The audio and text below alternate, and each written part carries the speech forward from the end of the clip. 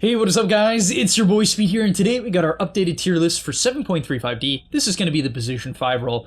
And yeah, I covered a lot of heroes here. I know sometimes I'll forget heroes on this tier list. Maybe like one or two. Also, if you notice there's a hero on this list that isn't here, it's probably a 4 hero, right? I'm probably prioritizing it as a 4 hero, so it's going to be saved for the position 4 tier list. This is going to be focused on heroes that are primarily played as 5. And so without further ado, let's get into it. Alright, before we get into the main part of the video, I do want to let you guys know that I'm not only posting videos here on YouTube, I also frequently post videos on the website. If you don't know what I'm talking about, almost every single day I'm posting a new video to the Game League website. We're going to teach you guys in depth about how to get to the next level. So if you want to become absolutely broken, click the link down below and sign up. Alright, getting into the first tier, we have the Pudge tier. Now, unless you are the greatest player of all time, and you're constantly hooking people from the tree line under the tier 1, you shouldn't play Pudge 5. I don't think this hero is necessarily the worst support in the game. I do think it has some decent utility. Its shard is pretty good.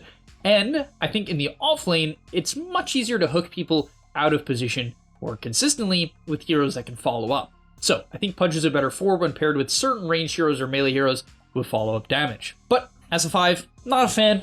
Don't think it's very good. I think it's generally a grief, and that's why it has its own tier. I guess it's not really its own tier because I put Enchantress right next to Pudge, but that was intentional. That was intentional. This hero is not very good. It tends to be a very good pro hero. Pros really know how to use the micro. They know how to use the vision. They know how to play around the vision of the creep. They know how to play around the vision that Enchantress as a hero provides, and it has wave shove. It also kind of scales. However, if you can't do these very difficult things, which are less useful in pubs just at a baseline level, and just not a good hero. Its win rate is currently terrible, it's difficult to play, and I certainly don't recommend it. That's why it's next to Pudge. Alright, getting to the E tier, our first hero is Coddle. Now, I think Coddle is also played as a 4, but it's a bit of a 50-50. We even just saw Seb play it as a 5 in the recent qualifiers, but I just don't think Coddle's a very good 5. I think they lost that game as well. I'm pretty sure this hero is just an awful 5. It doesn't synergize well with most safe laners. Like, it's honestly hard to think of some. Maybe like CK is pretty good, but I don't know, man. Like, it's just such a bad laner. Blinding Light got nerfed up the wazoo. It's not a good ability. I think Illuminate is its best laning ability nowadays, and you can't use that in the safe lane. Like, instantly shoving the wave that hard without guaranteed damage, like Flak Cannon, as an example of a spell that also does that, is way more reliable at actually getting the damage. And it doesn't instantly put the range creep in deny range. You can be more calculated with it. So I just don't think Coddle is much of a good 5. I think it's way too greedy of a hero, and its laning stage is not good, especially with a lot of safe laners that need a strong level 1 hero. Like, a lot of the time, also another reason why I hate Prophet 5 now, like, literally, I still see Prophet 5s in my pubs pretty consistently because the hero is fun, but now it's been nerfed way too hard. Its base stats are terrible now because it got nerfed. It's like, lost damage, lost strength, lost agility, Sprout is shit, Teleport is shit. Like, everything about this hero is just terrible. And people still pick at 5. It's not good at trading due to all of its nerfs, and people also know how to play against it. And then it TPs out of the lane. And it's like, bro, every time I lane against the Furion, I dominate the carry. Like, I've laned against Sven Furion more times than I can count, even again with heroes that like Sven counters, and then I just dumpster because the Furion loses the early trade and then leaves. It's like, and you might be like, oh, but he's killing the offlane. Maybe, and then his safe laner has no game and is tilted. Then we have Lion, who they nerfed the Q pretty damn hard. I think people also kind of figured out how to play against this hero a bit, but they nerfed the Q really hard, and that kind of just tossed the hero to the wayside. I don't think Lion's very good anymore after some of his recent nerfs. Then we have Chen, who at the pro level is good. This video is tailored to pubs. Chen is still a good pro hero, just because he can farm fast. It requires a lot of game understanding, a lot of specific hero understanding. I think for the average player, I would not recommend playing Chen. I don't think it's like some giga OP hero, even at the pro level. I don't think it's some giga OP hero. It requires too much understanding, too much time. Then we have Mirana. I think Mirana as a pro hero is a bit better, once again, due to the synergy and the vision it provides, but its laning stage is very terrible. Like, this hero's base damage with stat items is like 51. Its attack range is mediocre. Its spells are hard to use early on. Like, I just don't think Mirana is a good pub hero. It's too difficult for how nerfed the hero is. Like, people think, oh, it's a good hero because, like, Snake King's picking it. He's literally the inventor of Mirana 5. I'm pretty sure he might be the exception. Then we have Wind Ranger, which I think as a 5 hero is actually okay, but the hero's overall win rate's hard and the execution's difficult. Then we have Skywrath, who is a bit of a 50-50 with 5 and 4. I think this hero actually has some good pairings in the safe lane, like Juggernaut. Skywrath Juggernaut, similar to CM Juggernaut, is a very powerful lane, but overall, the hero's numbers are just not very good nowadays. I think it just can get run over, and you better hope you're not against Lycan. Okay, then we have Pugna. This hero just got nerfed very, very hard. I think it's a decent overall Dota hero if you know your matchups, but in pubs, that's not going to happen. And so yeah, if it was old former glory days of Pugna, the hero was like really OP and can stabilize any lane, but in pubs nowadays, it's just too hard to have impact, and you're just going to die in the team fights if you're not careful. Then we have Silencer, who tends to be a good pub hero, but its numbers right now are just not good. It just received the buff to the W, but that's not good for support Silencer, as you don't even want to skill the later levels of W, and that's what was buffed. Then we have Clockwork, who has seen some play in the pro scene, due to the fact that it's like kind of good with Luna and Troll and Medusa, which are somewhat popular heroes. But overall, I think Clock as a hero is not good. And if you can't control what your safe laner is going to pick, it's good with Drow too, which is like kind of a reason to pick it. But if you're not with these heroes and you end up having like some Clock Baseless Void lane, it's like the worst hero in the game. The laning stage with these heroes is just completely terrible. You have no follow-up and you can't do anything. And then the mid game is it's just not easy. You have to buy an Axe, in my opinion, to get the max value. And as a 5, buying sentries, that's just not really going to happen most games. Then we have Phoenix, who... it's just hard and the numbers aren't great right now. Like, once again, better pro hero because it's good at farming and like wave shove, but in pubs, just too difficult. Then we have Dawnbreaker, who I kind of like in pubs. Like, it has its angle where it can farm a lot. So if you're like a support player that just loves farming, which most 5 players aren't, that's more like a 4 thing. But if you happen to be the exception, you're a 5 player who loves hitting creeps, Dawn is one of the best examples because this hero, I mean, it can farm up a wazoo, and if you can get to Ags, it's a really insane Ags. Like, this hero's Ags is incredible. So I love like the Ags Holy Locket mech variation of Dawn 5, but it takes up a lot of space and it's kind of unreliable. In the laning stage, it's just whack. Once again, you got to pair it with like Drow, and if your carry ends up picking something that has no synergy with Dawn, it's just a bot. Then we have Marcy, who has some good pairings in lane, but once again, overall, just too hard, better 4 hero. You do see it played 5, I would say a good amount of time because it has some lanes that people like. For instance, I think it's pretty good with Luna. I've seen some PA Marcy, which is like interesting, but for the most part, just not a grade 5. We have Crystal Maiden, who I had much, much higher in my rankings, but in terms of pub viability, like the more and more I watch 3K games, 4K games, CM just doesn't look insane because people, first of all, they buy the wrong items. Like they overplay on Blink and BKB, like this meme, which just isn't good. It's like way too expensive. And then her shard being nerfed now to be like super mana intensive. It used to be 50 mana, now it's 150.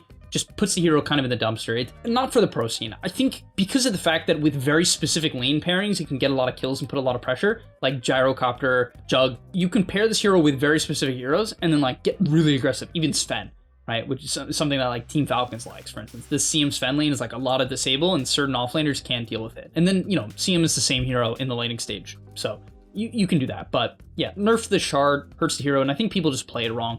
I think if you play it right, it's more of like a low B tier hero.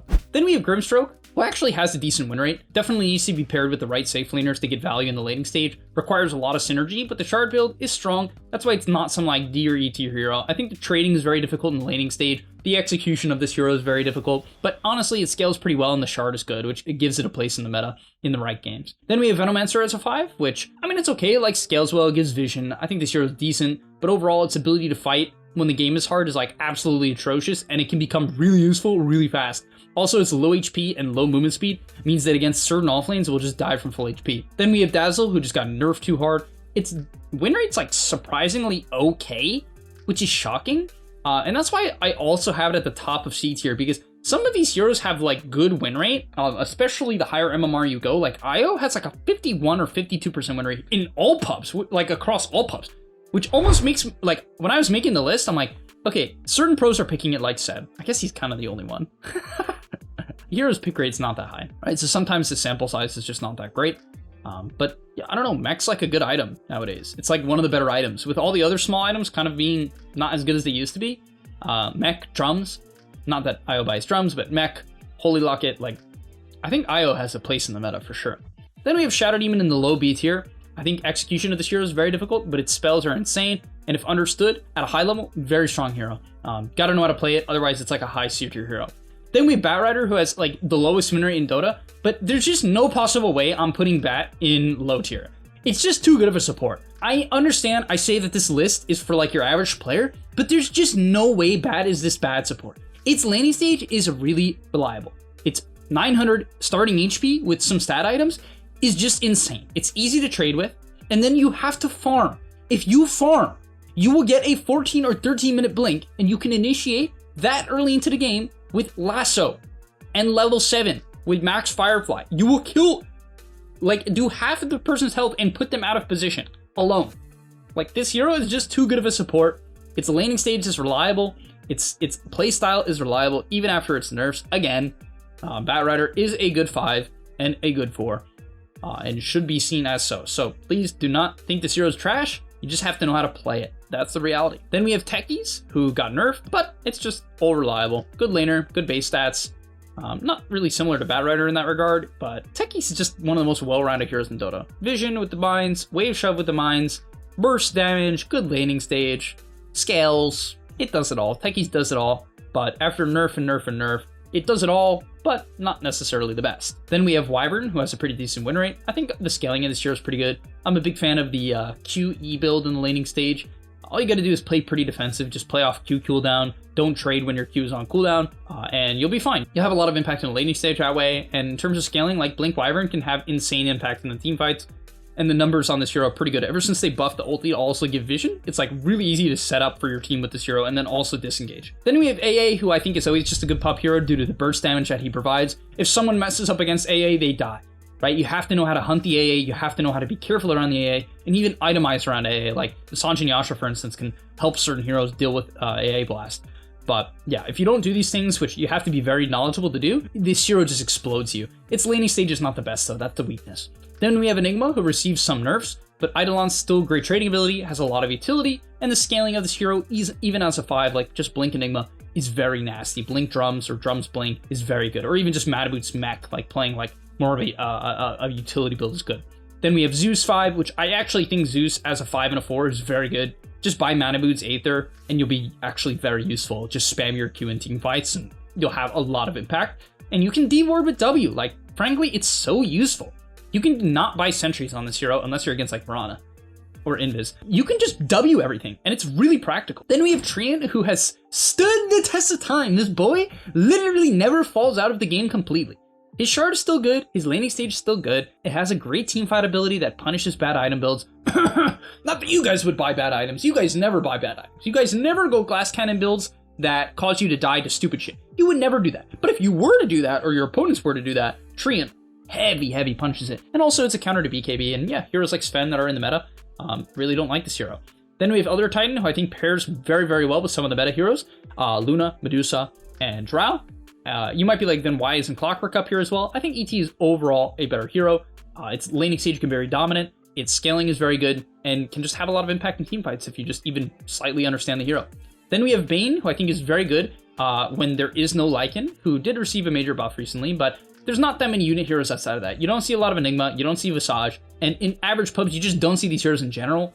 Like, they're like some of the least picked heroes in Dota, and so Bane just thrives when this is the case. And I think Bane's just a good hero. It received some buffs as of late. I think its kit is just straight up strong. It scales well. Just buy Mana Boots. I personally think maxing Q is the best build. There's a lot of different variants. I see some people still maxing WE, which is fine. And yeah, the E gives you attack speed nowadays. Like, this hero can legit, if it gets ahead, solo kill people. Like, Vessel Bane is so funny. Not that you should go Vessel as a 5, but you can, and it's really funny. Then we have Lich, who just received another buff recently, 2 buffs, buff to his W damage in the later levels, and buff to his shard, which was already one of the best shards in the game.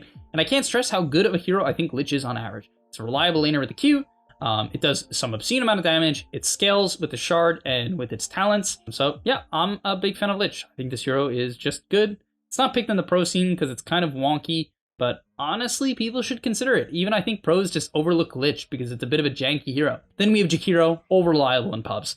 Reliable laner, good nuke damage, hard stun. When people clump up, which the worse people are, the more they clump up. Hate to break it to you guys, if you're low MMR, you clump up way too much. And that's why heroes like Lich and like Jakiro in your average pub, even AA, are much better than they are in high MMR games. When people have better positioning and better defensive items, heroes like Lich and Jakiro become worse. When this is not the case, These heroes are insane, and in your average pub, the win rate reflects this. And it is certainly the case. Okay, let's get into A tier. We have Venge. Just good. Even after some of the nerfs of this hero, it just doesn't matter. Like, Venge, it pumps out damage. Swap with the 10 talent is just straight up insane. Saving allies in your average pub is just so practical and useful, especially with the 10 talent. Yeah, this hero is just good. It's some of the best talents in the game, great scaling, and you buy drums. Just please buy drums and then Ags. And I love scaling supports. Like, I love when supports scale into the game. It makes for a very reliable game plan, which is, oh, the game is hard? Okay, just wait it out, wait for them to throw, queue up my Ags. If they mess up enough, I'll be the most useful support in the game. And that's the same thing for the next hero, which is Ogre, which I actually think is a way better hero than people give it credit for.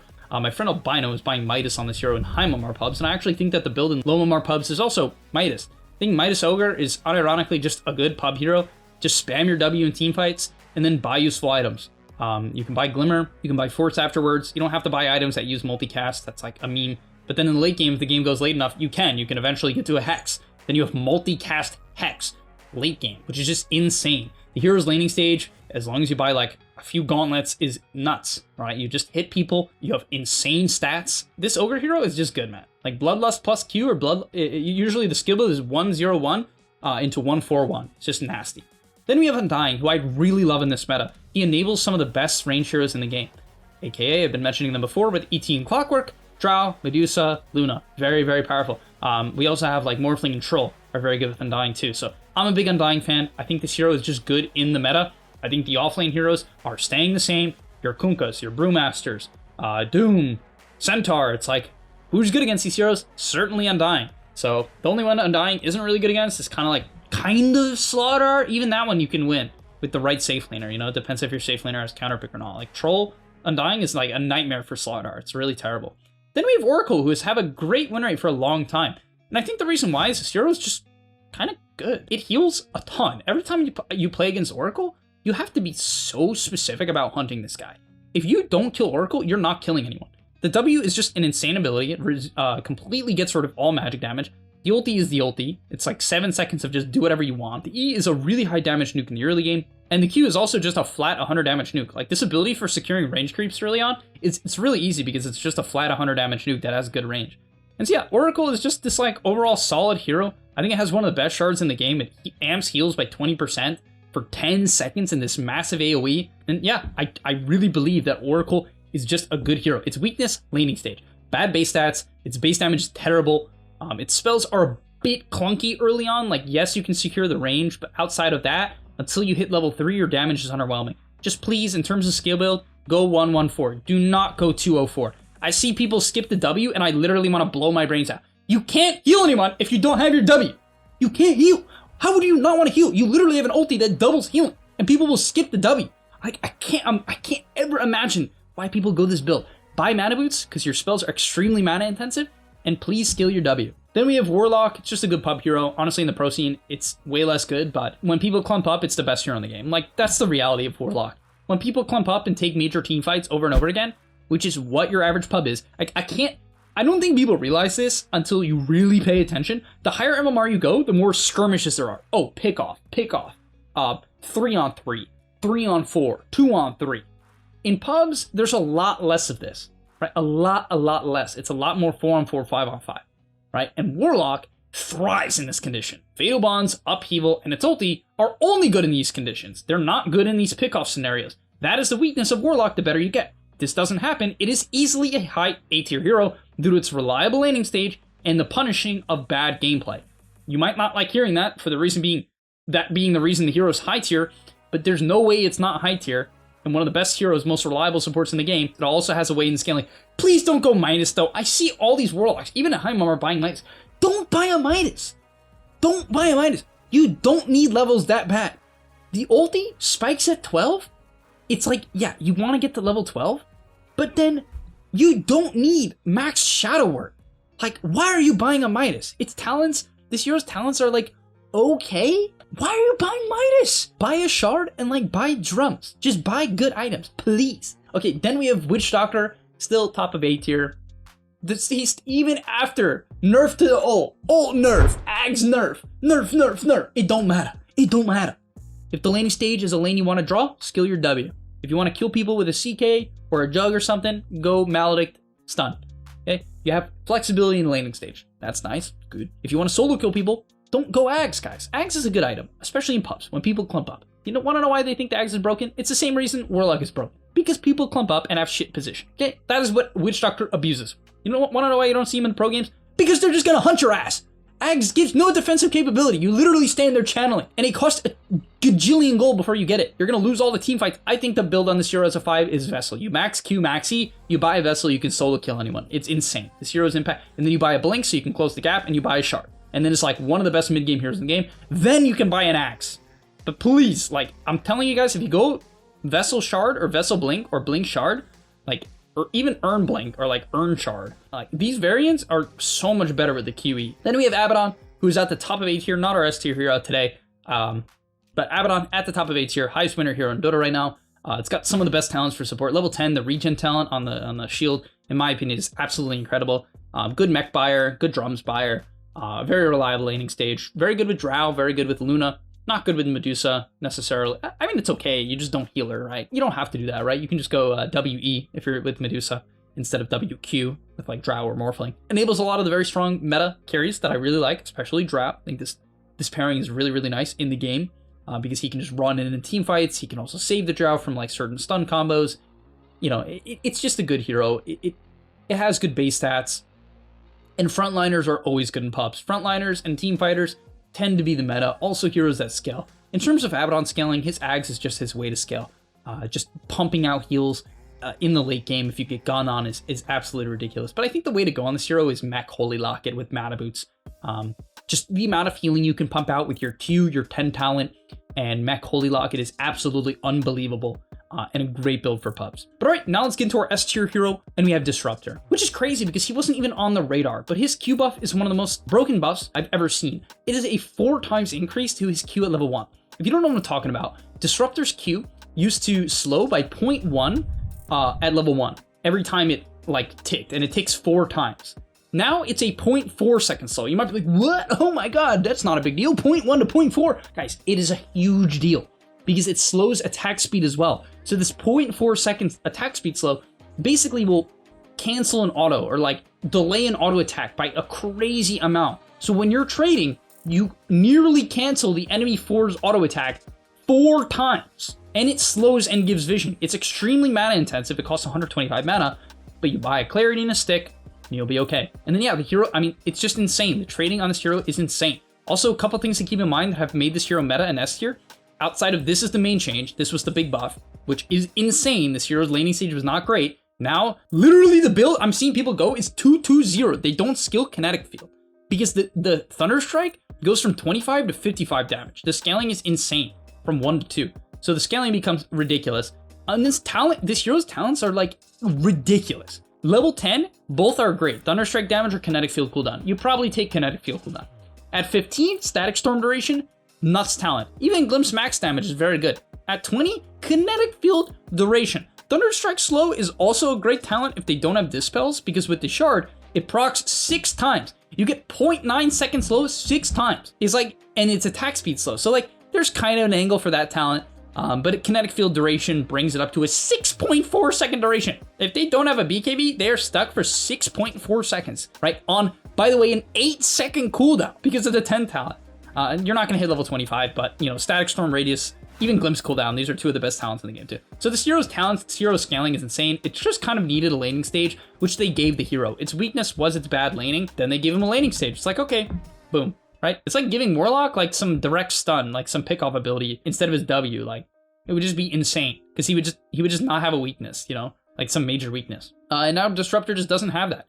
Its trading is insane. Glimpse is just Glimpse, you know, at the end of the day, Glimpse is Glimpse. Static Storm is only a 90-second cooldown at level 1. You can get so active with this hero, just solo killing heroes left and right, left and right. I will admit, I think it has some bad matchups in the meta. Like, some of the ranged carries are a little annoying for Disruptor to play against, because it's hard to glimpse them. It's just hard to glimpse them and hard to get on top of them with Static Storm. But other than that, like, it's just a nasty hero. Really, really nasty hero ever since the buffs at the laning stage. But okay, thank you guys so much for watching. If you enjoyed, or you disagree or agree with any of my picks in today's video, happy to hear what you guys have to say in a comment section down below. And I'll see you in the next one. Peace. And that's all, but remember, before you leave, come on, before you tune out, subscribe to the Game Leap website, where we are going to help you get to the next rank. If you're stuck, click the link down below, and I'm out. Peace.